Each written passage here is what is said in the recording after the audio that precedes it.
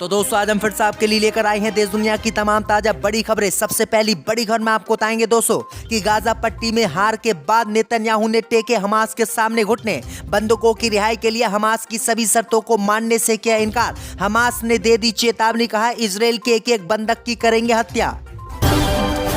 राम मंदिर के कोषाध्यक्ष ने मुसलमानों को दी सलाह, कहा काशी मथुरा को मुसलमान छोड़ दे तो दूसरी मस्जिदों के पीछे नहीं जाएंगे हिंदू, वरना मुसलमानों को होगा घाटा।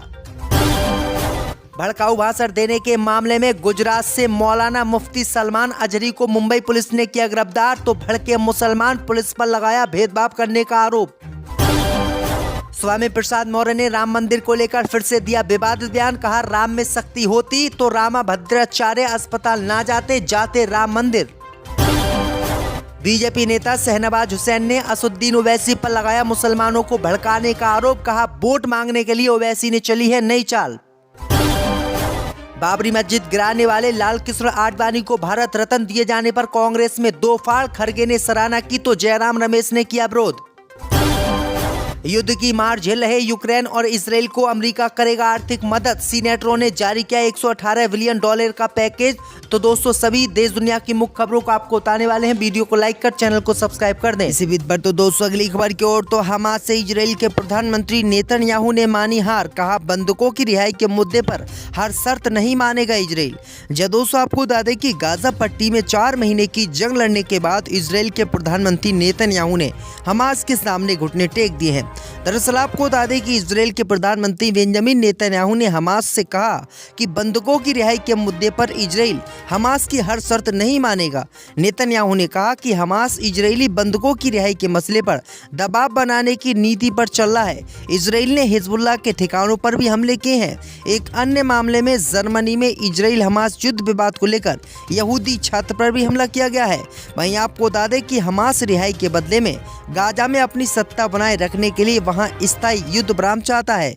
इजराइल की जेलों में बंद अपने हजारों फिलिस्तीनी लोगों को रिहा करवाना चाहता है, लेकिन इजराइल ने कहा है कि वो हमास की हर शर्त नहीं मानेगा, लेकिन कुछ शर्त उसकी जरूर मानेगा। पर तो दोस्तों अगली खबर की ओर, तो राम मंदिर के कोषाध्यक्ष ने मुसलमानों को दी धमकी, कहा काशी मथुरा छोड़ दो, दूसरी मस्जिदों के पीछे नहीं जाएंगे हिंदू। जब दोस्तों आपको बता दें कि अयोध्या के बाद अब काशी और मथुरा में हिंदुओं के मूल स्थानों को लेकर मांग तेज हो गई है। इन दोनों जगहों को लेकर मामला इस समय कोर्ट में भी चल रहा है। इस बीच राम जन्मभूमि तीर्थ क्षेत्र के कोषाध्यक्ष गोविंद गिरी महाराज ने मुसलमानों को धमकी दी है।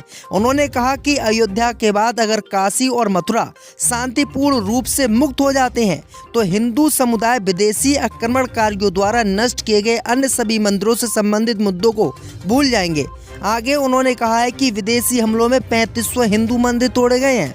अगर मुसलमान जिस तरह से उन्होंने बाबरी मस्जिद को छोड़ा था, उसी तरीके से अगर काशी मथुरा को भी छोड़ देंगे तो हम मुसलमानों की दूसरी मस्जिदों के पीछे नहीं जाएंगे और इन्हीं मस्जिदों को तोड़कर हम मंदिर बनाएंगे। तो ये खुली धमकी जो है बाबा ने दे दी। अब देखते हैं कि इन पर कितनी एफआईआर दर्ज होती है। इसी बीच पर तो दोस्तों अगली खबर की ओर, तो गुजरात में मौलाना को किया गया गिरफ्तार। जब दोस्तों आपको बता दें कि गुजरात के जूनागढ़ में कथित तौर पर हेट स्पीच देने के मामले में गुजरात पुलिस ने मुंबई के इस्लामिक उपदेशक मुफ्ती सलमान अजहरी को हिरासत में लिया है। इस दौरान उनके समर्थकों की भारी भीड़ मौजूद रही। जूनागढ़ में कुछ दिन पहले दिए भाषण में गुजरात पुलिस ने मुस्लिम मौलाना और 2 अन्य लोग के खिलाफ एफआईआर दर्ज की थी। पुलिस ने मुफ्ती सलमान अजहरी को रविवार को गिरफ्तार किया था।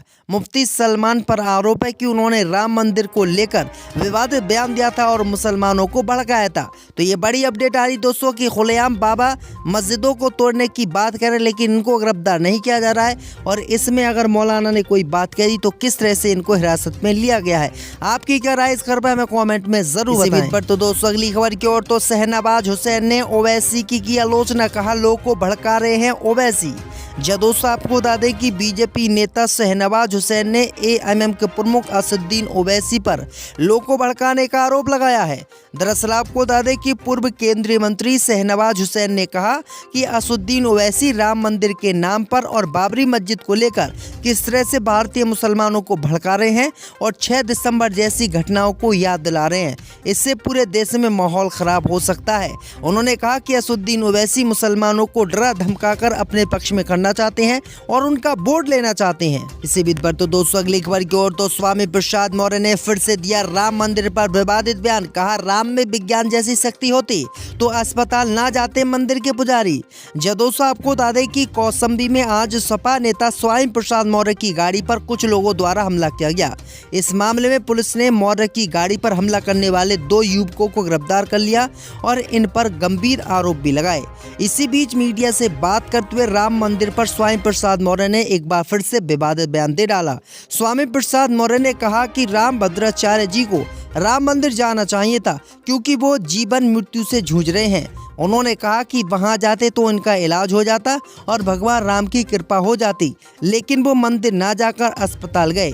इसका मतलब है कि विज्ञान सच है। उन्होंने कहा कि विज्ञान की ताकत यही है। मौर्य ने कहा कि अगर ये ताकत भगवान राम में होती तो वे मंदिर गए होते, ना कि अस्पताल। यानी राम मंदिर के जो भद्राचार्य हैं वो इस समय बीमार हैं और बीमारी के चलते उनको अस्पताल में बीते दिनों भर्ती भी किया गया था और इसी मामले को लेकर उन्होंने राम मंदिर पर फिर से निशाना साधा। तो दोस्तों अगली खबर की ओर तो आडवाणी को भारत रत्न दिए जाने पर कांग्रेस में 2 फाड़। खड़गे ने सराहा तो जयराम रमेश ने उठा दिए सवाल।